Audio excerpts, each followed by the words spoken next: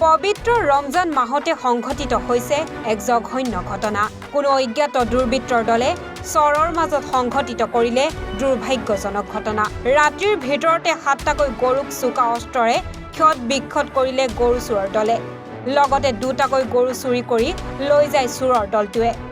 বহুদিন ধৰি ঘোঘৰ চৰত গহৰুদ্দিন আলী, জব্বাৰ আলী, জয়মুদ্দিন আলী, আহেৰ আলী আদি কৰি কেইবাজনো লোকে গৰু পুহি জীৱন নিৰ্বাহ কৰি আছিল।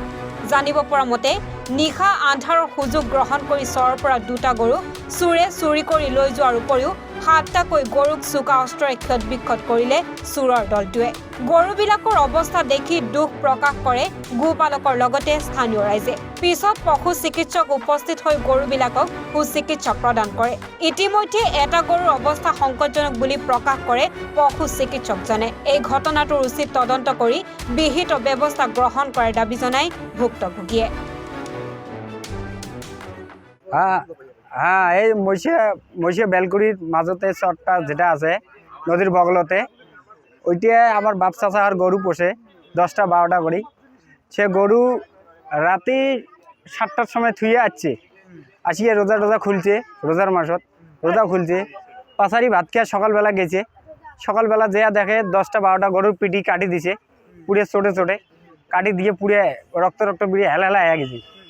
আর তার পাশে 2টা গরু নিয়ে গেছে, মোর বরব্বর একটা আর একটা ভাটিয়ে বানছে একটা গরু নিয়ে গেছে, গাই গরু 5টা।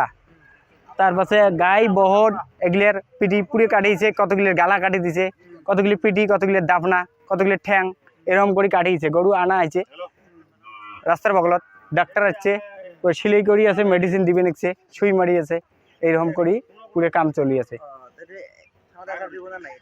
না তো ইয়ের আগত এজাহার দেওয়া হয়েছে, কোনো কামে করে নেই। আবার এই এইবার দিমো এজাহার, এই যে গরুর ওটা আগত কামটা সারিয়ে পুরে অসুস্থ হয়ে আছে না, এটা করিয়ে তার পাশে নিয়ে যা এজাহার দেবো, দেখি কি করে প্রশাসনে।